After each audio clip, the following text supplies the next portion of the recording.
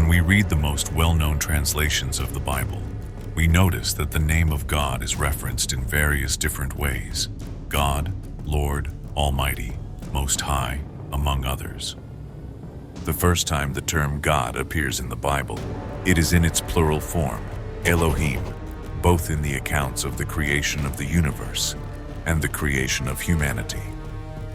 Later theology established the convention of referring to God in the singular, attributing it to the majestic plural from the Jewish perspective, and to the Holy Trinity from the Christian perspective. Eventually, the personal name Yahweh appears, and it is also present in our translated Bibles under the terms God or Lord. In this video, we will explore the biblical journey that reveals the name of the biblical God, Yahweh. The city of Ur stretched beneath the endless sky, its towering ziggurats reaching toward the heavens, monuments to gods that neither spoke nor heard. Among the people of this great city lived a man named Abram, his life entwined with the traditions of his ancestors, surrounded by voices that worshipped idols of stone and clay. But the true Elohim, the one who formed the heavens and the earth, had set his eyes upon him. Then the voice of Yahweh broke through the silence. It was not the voice of men, nor the whispers of false deities, but a command that carried the weight of eternity itself. Lecha, go forth from your land, from your kindred, and from your father's house, to the land that I will show you.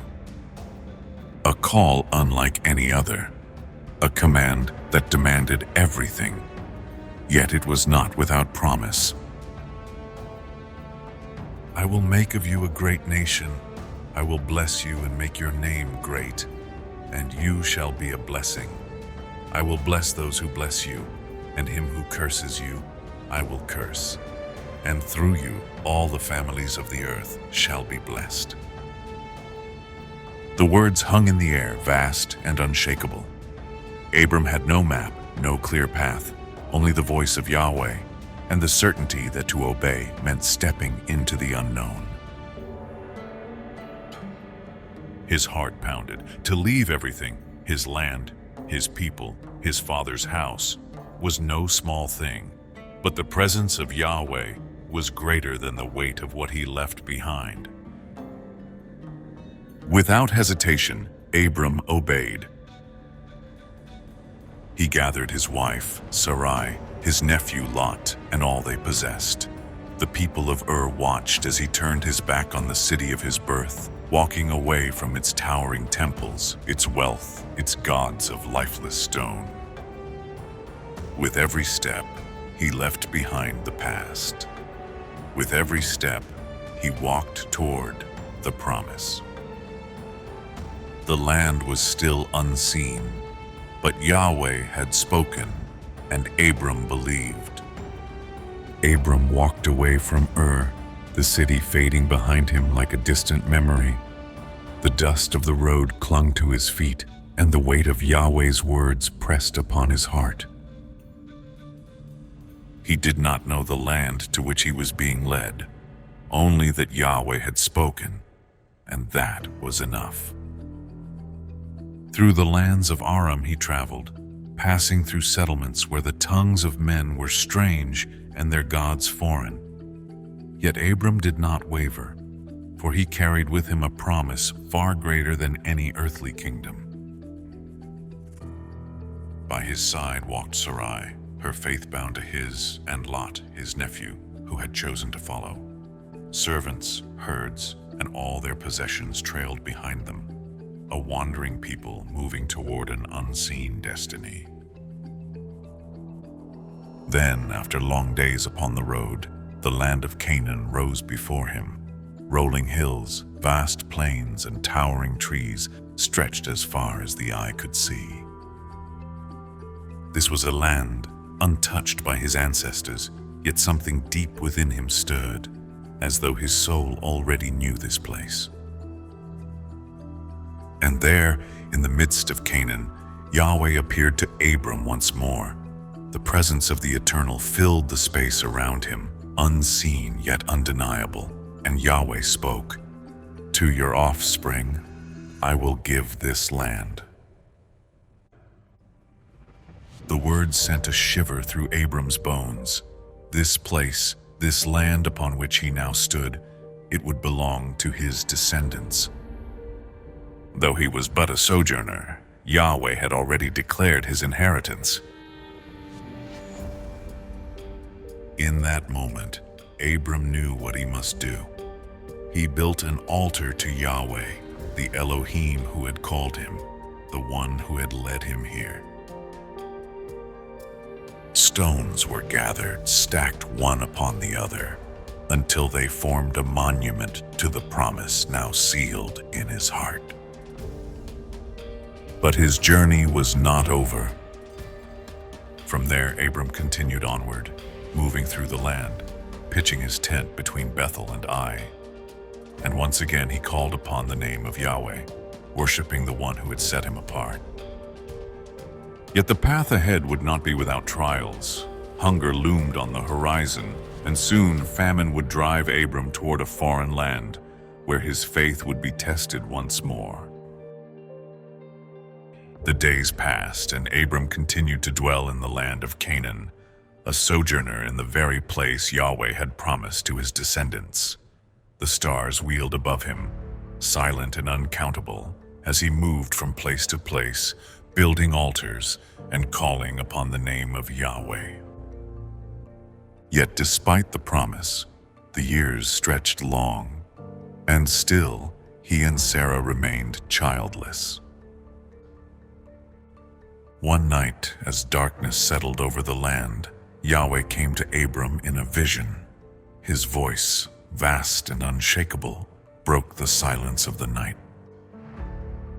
"Do not be afraid, Abram. I am your shield, your exceedingly great reward."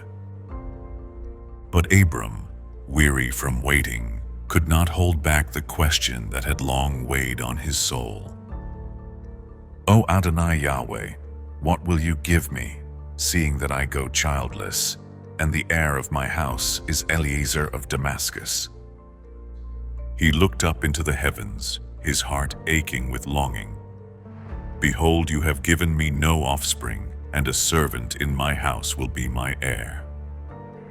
Then Yahweh spoke again, his voice firm and filled with the certainty of divine purpose. "This one shall not be your heir, but one who comes from your own body shall be your heir."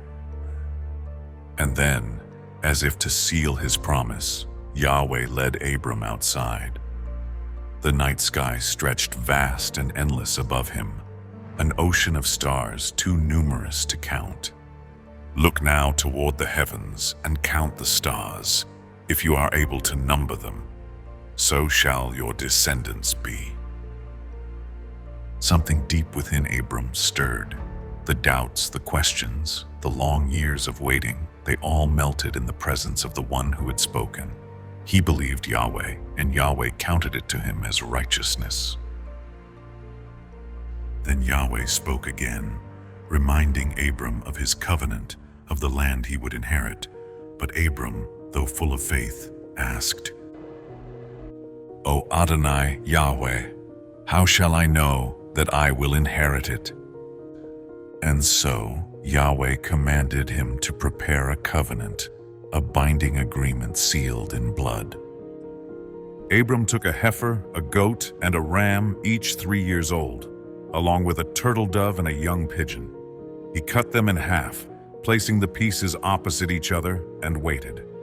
As the sun began to set, a deep and terrifying darkness fell upon him.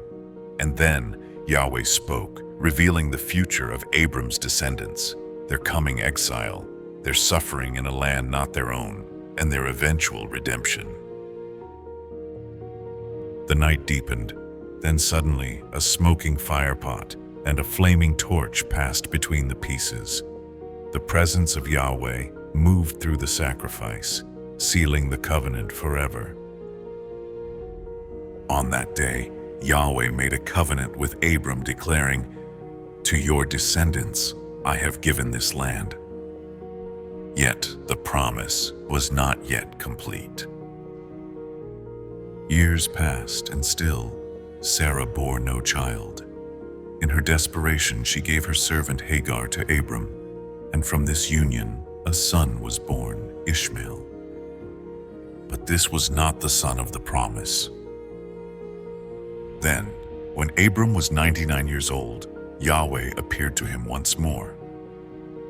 "I am El Shaddai. Walk before me and be blameless, and I will establish my covenant between me and you, and will multiply you exceedingly."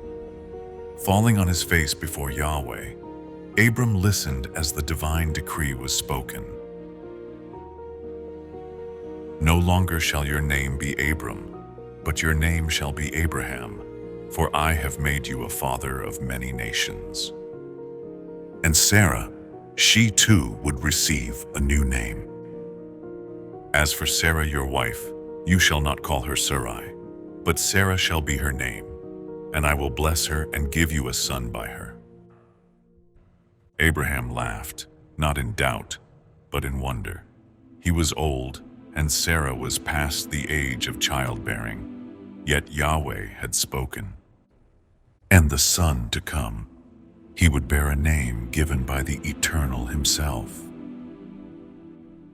"You shall call his name Isaac, and I will establish my covenant with him, an everlasting covenant." A new name, a new identity. The covenant was sealed, and the child of promise would soon be born. The laughter of Isaac filled the tents of Abraham and Sarah, a sound they had once thought impossible. The child of promise had been born, just as Yahweh had said. Through him, the covenant would continue. The stars of the heavens and the sand of the sea representing the countless descendants that would come. Isaac was the fulfillment of everything Yahweh had promised. Then, one day, Yahweh spoke again.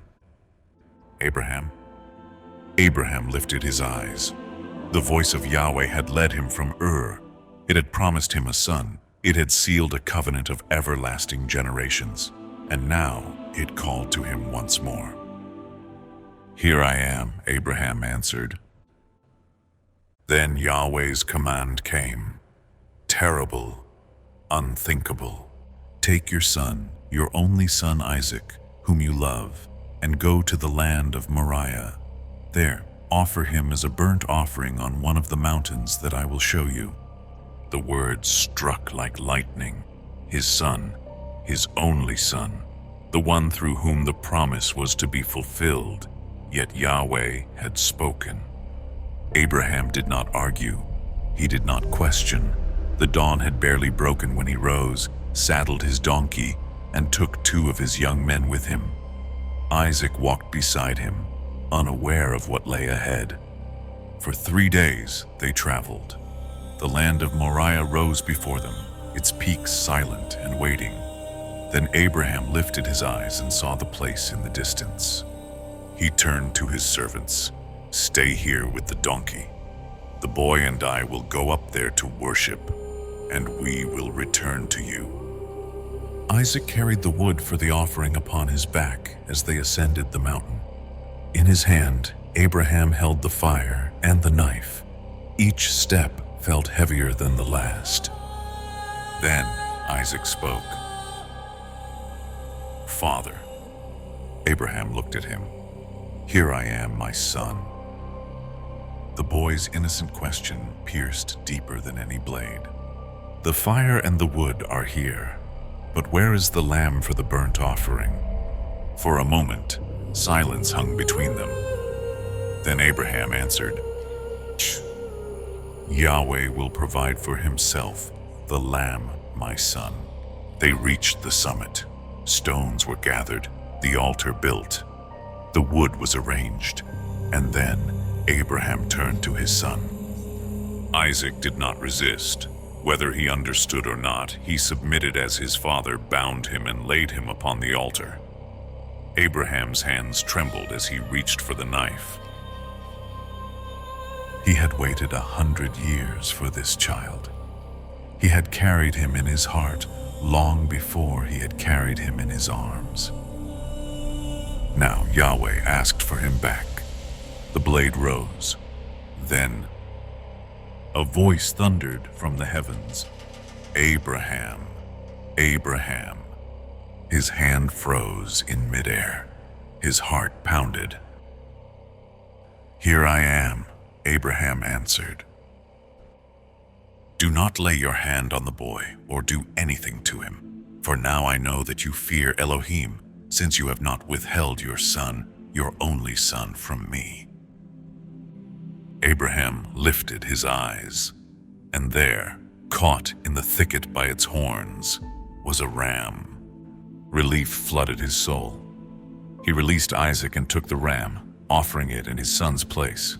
As the smoke rose from the altar, Abraham named the place Yahweh Yireh. Yahweh will provide.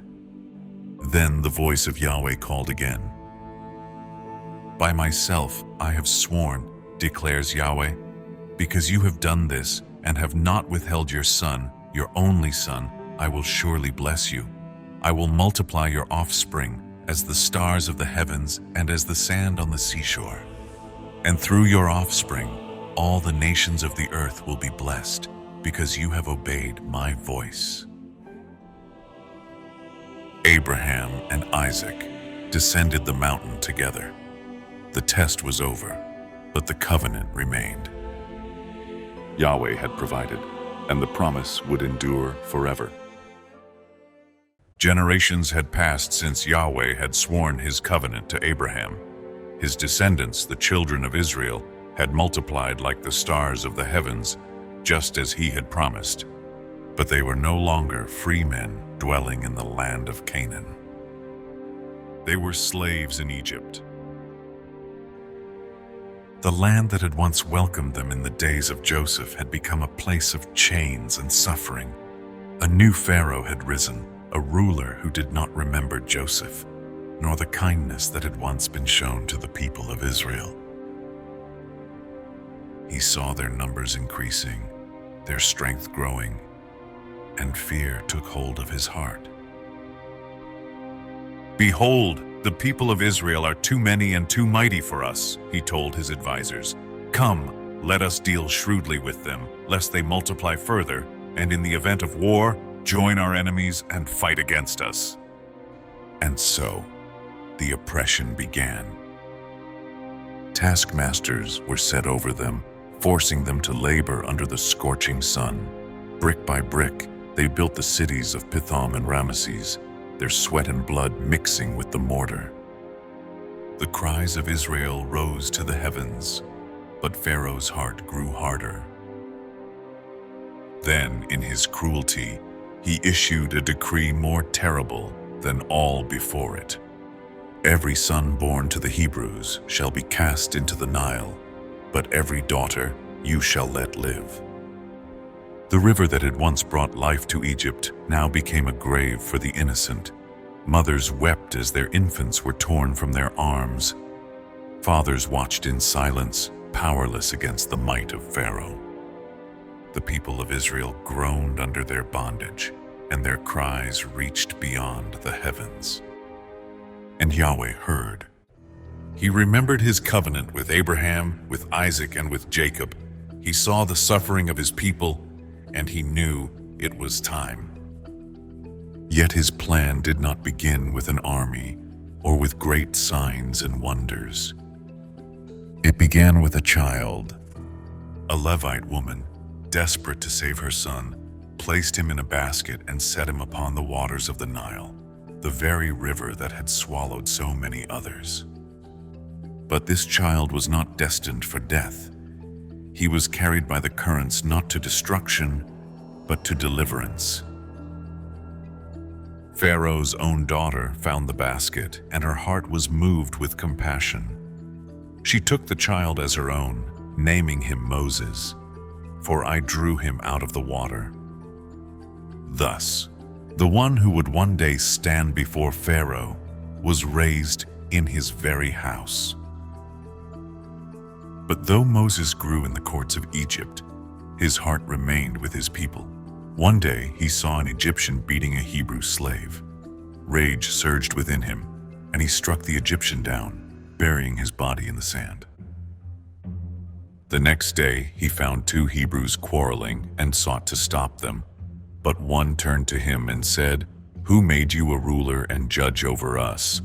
Do you intend to kill me as you killed the Egyptian?" Fear gripped Moses. His deed was known, and soon Pharaoh sought to kill him. He fled into the wilderness, leaving Egypt behind. For years, Moses wandered in the land of Midian, far from the cries of his people, far from the palace where he had once dwelled. He became a shepherd, tending the flocks of Jethro, the priest of Midian, and he took Jethro's daughter, Zipporah, as his wife. It seemed that his life had taken another path, that whatever destiny had once called him had faded into the wilderness. But Yahweh was not finished with him. In Egypt, the suffering of Israel continued. Their cries rose again, desperate and unceasing. And Yahweh heard. The time of deliverance was near. The wilderness stretched endlessly before Moses, a land of dry earth and rugged mountains. Years had passed since he had fled from Egypt, the weight of his past buried beneath the quiet life of a shepherd. The staff in his hand had replaced the scepter of Pharaoh's court. The cries of Israel had faded into the wind, but Yahweh had not forgotten. One day, as Moses led his flock beyond the wilderness, he came to the mountain of Elohim, Horeb. The air was still, the mountain silent. Then, out of the corner of his eye, he saw it, a bush ablaze with fire. Flames licked at the branches, consuming everything, and yet the bush was not consumed. Moses drew closer, his curiosity rising. Why did the fire not destroy it? What kind of flame was this, burning yet leaving no trace? Then a voice called to him from within the fire, "Moses, Moses." The sound froze him where he stood. It was not the wind nor the voice of men, but something far greater, a voice that shook the very core of his being. Trembling, he answered, "Here I am." Then the voice spoke again, its words filled with power. "Do not come any closer. Take off your sandals, for the place where you are standing is holy ground." Moses hesitated, then knelt, removing his sandals as commanded. His heart pounded as the voice continued, "I am the Elohim of your father, the Elohim of Abraham, the Elohim of Isaac, and the Elohim of Jacob." At these words, Moses hid his face, for he knew he was standing before the presence of the Most High.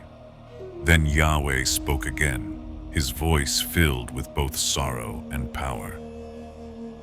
"I have surely seen the affliction of my people who are in Egypt. I have heard their cry because of their taskmasters, and I know their suffering. So I have come down to deliver them from the hand of the Egyptians, and to bring them up to a good and spacious land, a land flowing with milk and honey." Moses listened, his breath caught between awe and fear. Yahweh had seen. Yahweh had heard. Yahweh had not forgotten. Then the command came, "Come now, I will send you to Pharaoh, that you may bring my people, the children of Israel, out of Egypt." The word struck Moses like a hammer. Him, the exile, the fugitive, the man who had fled Pharaoh's wrath, he had buried that life long ago, had left Egypt behind. "Who am I that I should go to Pharaoh?" he asked, "and that I should bring the children of Israel out of Egypt?" But Yahweh's answer was not about Moses. It was about him. I will be with you. A sign was given. When the people were free, they would worship Yahweh on this very mountain. But still, doubt gripped Moses. When I come to the children of Israel and say to them, "The Elohim of your fathers has sent me to you," they will ask, "What is his name?" What shall I say to them? Then Yahweh spoke his name, his eternal, unchanging name. Ehyeh Asher Ehyeh, I am who I am. Thus you shall say to the children of Israel, I am has sent me to you. The fire burned on, a reflection of the name that could never be consumed. Then Yahweh spoke again, declaring his name to all generations. Say to the children of Israel, Yahweh, the Elohim of your fathers, the Elohim of Abraham, the Elohim of Isaac, and the Elohim of Jacob, has sent me to you. This is my name forever, and this is my memorial to all generations. Moses trembled. The name of the Eternal had been revealed, but his fear had not yet left him. And so he asked again, "What if they do not believe me? What if they say, Yahweh has not appeared to you?" Then Yahweh gave him signs. The staff in his hand became a serpent, then turned back again. His hand became leprous, then was restored. Water from the Nile would become blood upon the dry ground. Yet still, Moses hesitated. "O my Adonai, I am not eloquent. I am slow of speech and tongue." Then Yahweh's voice came, sharper than before. "Who has made man's mouth? Who makes him mute or deaf, seeing or blind? Is it not I, Yahweh? Now go. I will be with your mouth and teach you what to say." But Moses, though overwhelmed by the presence of the Almighty, could not silence his fear. "O my Adonai, please send someone else." The fire flickered. Then Yahweh's anger was kindled, yet in his mercy he gave Moses a companion. Aaron, his brother, would speak for him. But Moses would be the one to stand before Pharaoh. The command was given. The mission was set. There was no turning back.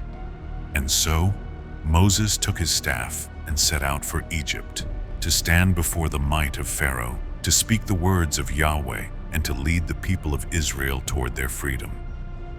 The road to Egypt stretched before Moses, winding through the wilderness toward the land he had fled so many years before. The staff of Elohim was now in his hand, a simple shepherd's rod, yet now a vessel of divine power. Beside him walked Aaron, his brother, the one Yahweh had chosen to speak on his behalf. But this was no ordinary journey. This was the march of a man carrying the words of Yahweh into the heart of an empire. As they neared Egypt, Yahweh's voice came once more, a final command before Moses stood before Pharaoh. "When you go back to Egypt, see that you do all the wonders that I have put in your hand before Pharaoh. But I will harden his heart, so that he will not let the people go. Then you shall say to Pharaoh, 'Thus says Yahweh, Israel is my son, my firstborn. And I say to you, let my son go, that he may serve me. But if you refuse to let him go, behold, I will kill your son, your firstborn.'" The warning was clear. The battle that was about to begin was not merely between a man and a king, but between Yahweh and the gods of Egypt. At last, Moses and Aaron entered the land. The weight of Yahweh's command pressed upon them as they approached the court of Pharaoh, the most powerful man in the known world, seated upon a throne of gold, his voice able to command armies and build cities. But before him now stood two men, unarmed, save for the words Yahweh had given them. Aaron stepped forward and proclaimed the message. Thus says Yahweh, the Elohim of Israel, let my people go, that they may hold a feast to me in the wilderness. The words echoed through the great hall, defiant in the face of Egypt's ruler. The challenge had been spoken. Pharaoh's eyes narrowed. He sat back upon his throne, his lips curling with disdain, and then he laughed, a slow, cruel sound. Who is Yahweh, he sneered, that I should obey his voice and let Israel go? I do not know Yahweh, nor will I let Israel go. Moses and Aaron did not waver. The Elohim of the Hebrews has met with us. Let us go, we pray you, 3 days' journey into the wilderness to sacrifice to Yahweh, our Elohim, lest he strike us with plague or with the sword. But Pharaoh's amusement faded into anger. Why do you take the people away from their work? Get back to your burdens. His decree was swift, his heart unmoved. The suffering of Israel would not be eased, it would be increased. That same day, Pharaoh commanded his taskmasters, "You shall no longer give the people straw to make bricks, as before. Let them go and gather straw for themselves, but the number of bricks they must produce shall not decrease." And so the suffering of Israel deepened.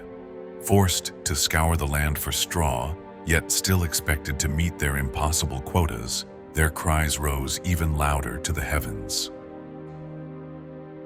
And when they turned to Moses and Aaron, their voices were filled with bitterness. May Yahweh judge you, for you have made us abhorrent in the eyes of Pharaoh and his servants. You have placed a sword in their hands to kill us. Moses' heart ached at their words. Had he made things worse? Had he truly been sent by Yahweh? Or had he only brought greater suffering upon his people? In his anguish, he turned to Yahweh and cried out, Adonai, why have you brought trouble upon this people? Why did you send me? Ever since I came to Pharaoh to speak in your name, he has done more evil to this people, and you have not delivered them at all. Then Yahweh answered. His voice thundered with power, a declaration that would shake the very foundations of Egypt. Now you shall see what I will do to Pharaoh, for with a strong hand he will let them go, and with a strong hand he will drive them out of his land. Moses listened, his breath caught in his chest as Yahweh spoke again, revealing the fullness of his promise. I am Yahweh. I appeared to Abraham, to Isaac, and to Jacob as El Shaddai, but by my name Yahweh I did not make myself known to them. I have heard the groaning of the children of Israel, whom the Egyptians keep in bondage, and I have remembered my covenant. The time had come. Pharaoh would see. The world would witness the power of Yahweh. And soon Egypt would tremble. The night was heavy with silence, not the silence of peace, but the silence of something ending, the silence before the storm. In the land of Egypt, every house stood still, every family waiting, though they did not know for what. Then, a cry shattered the night. A single wail, then another and another, rising like waves crashing against the shore. The sound of mourning, of anguish, of a kingdom brought low. The final plague had come. From the house of Pharaoh to the lowest servant, every firstborn of Egypt lay dead. Not one house was untouched. The gods of Egypt had been powerless to stop it. And in the midst of the city, Pharaoh, once defiant, once unshaken, stood broken. He had fought against Yahweh. He had defied the command, hardened his heart against every plague, believing himself to be a god, greater than the Elohim of Israel. Now he knew the truth. In the dead of night, he sent for Moses and Aaron. His voice, once filled with pride, was now filled with something he had never spoken before: defeat. Rise up, go out from among my people, both you and the children of Israel. Take your flocks, your herds, as you have said, and be gone, and bless me also. For 400 years, the children of Israel had been slaves in Egypt. Now they were free. They left in haste, their kneading bowls wrapped in their cloaks, their bread unleavened. There was no time to wait. Yahweh had commanded them to keep the Passover, to mark their doorposts with the blood of the Lamb. And now they marched forth, a nation redeemed by the hand of the Almighty. The road stretched before them, leading out of the land of their captivity. Yahweh himself went before them, a pillar of cloud by day, a pillar of fire by night. But the heart of Pharaoh, though broken, was not yet finished resisting. As the children of Israel journeyed toward the sea, Pharaoh's grief turned to rage. He looked upon his empty kingdom, upon the shattered pride of Egypt, and his heart burned with fury. Had he really let them go? Had he allowed himself to be defeated? His decision came swiftly. What have we done that we have let Israel go from serving us? The call to war was sounded. Pharaoh harnessed his chariot, and with him rode the armies of Egypt.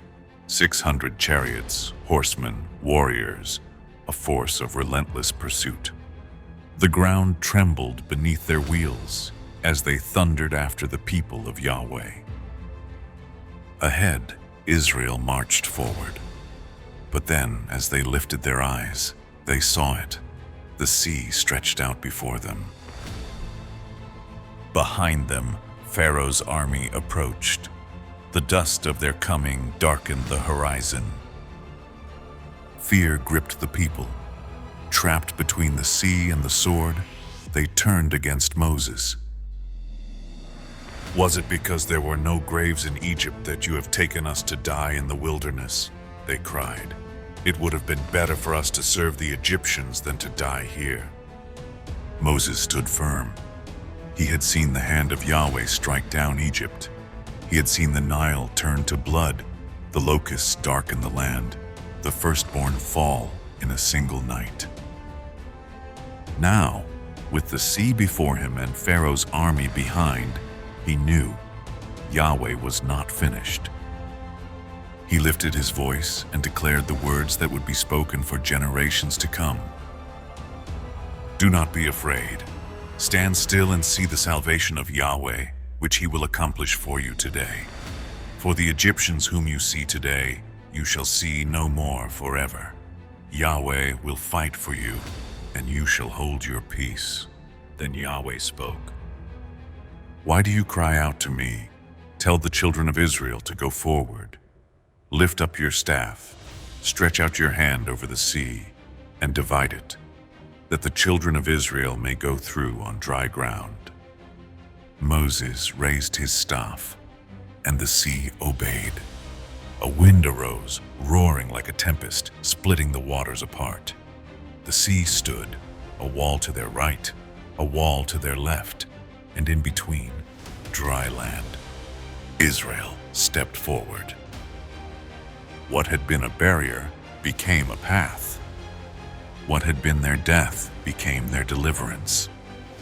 Through the night, they crossed, their feet treading where only the sea had known. Behind them, Pharaoh's army saw the impossible and charged forward, refusing to surrender.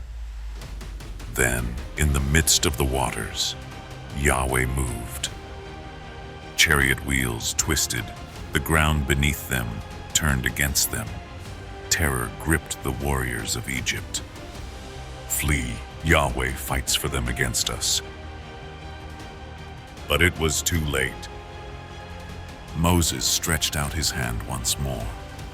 The walls of water collapsed. The sea returned.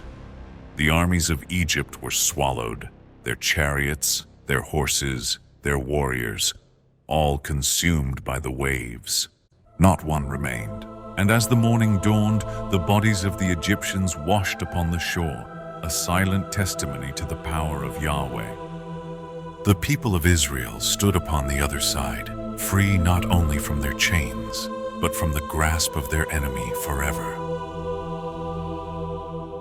Then, in the wake of the greatest deliverance the world had ever seen, Moses and the people of Israel lifted their voices in song.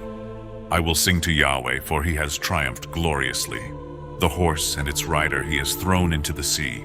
Yahweh is my strength and my song, and he has become my salvation. Yahweh is a warrior. Yahweh is his name. And thus Israel marched forward, not as slaves, but as the redeemed of Yahweh. The wilderness stretched wide before them, an untamed land where no kingdom ruled, where no walls enclosed them. Israel was free. Yet freedom was not their destination. Their journey was toward Yahweh. For 3 months they traveled, led by the pillar of cloud by day and fire by night. Through hunger, thirst, and battles against Amalek, they pressed on until they arrived at the foot of a mountain unlike any other, Mount Sinai. There the people encamped before the mountain, its towering peak vanishing into the heavens, wrapped in a mist of divine mystery. And as they settled, Yahweh spoke to Moses.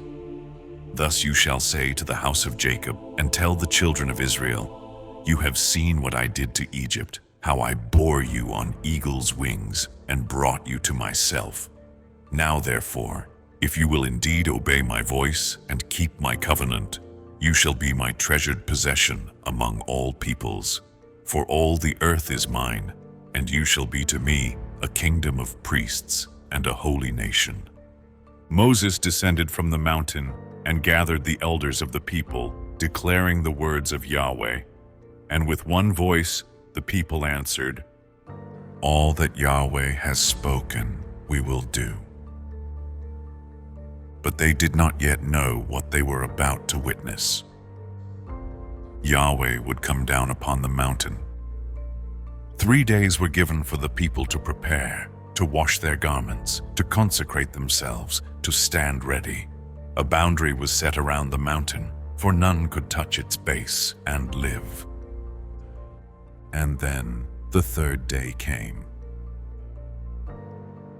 At the first light of dawn, the earth trembled. A sound like no other filled the air, a trumpet blast, long and unbroken, growing louder and louder. Thunder roared. Lightning split the sky. Thick smoke rose from the mountain as Yahweh descended upon it in fire. The entire mountain shook. The people of Israel trembled. Even Moses, the one who had spoken with Yahweh, stood in awe. Then from the midst of the fire, from the depths of the cloud, Yahweh spoke. His voice, vast and unshakable, echoed across the heavens, shaking the very earth beneath their feet. I am Yahweh, your Elohim, who brought you out of the land of Egypt, out of the house of slavery. Then one by one, the words of the covenant were declared. You shall have no other gods before me. You shall not make for yourself a carved image or any likeness of anything in heaven above, or in the earth beneath, or in the waters under the earth. You shall not bow down to them or serve them. You shall not take the name of Yahweh, your Elohim, in vain. Remember the Sabbath day to keep it holy. Honor your father and your mother. You shall not murder. You shall not commit adultery. You shall not steal. You shall not bear false witness against your neighbor. You shall not covet anything that belongs to your neighbor. The people heard the voice of Yahweh, and they were terrified. They turned to Moses, their hearts trembling, their faces pale. You speak to us, and we will listen, but do not let Elohim speak to us, or we will die. But Moses answered them, his own voice steady, yet filled with awe. Do not be afraid. Yahweh has come to test you, so that the fear of him may be before you, that you may not sin. Then Moses ascended the mountain to stand before the presence of Yahweh. For 40 days and 40 nights he remained there, receiving the tablets of the covenant, the laws that would set Israel apart as a holy nation, a people belonging to Yahweh. But even as the glory of Yahweh covered the mountain, sin stirred below. And soon, Israel's faith would be tested in fire.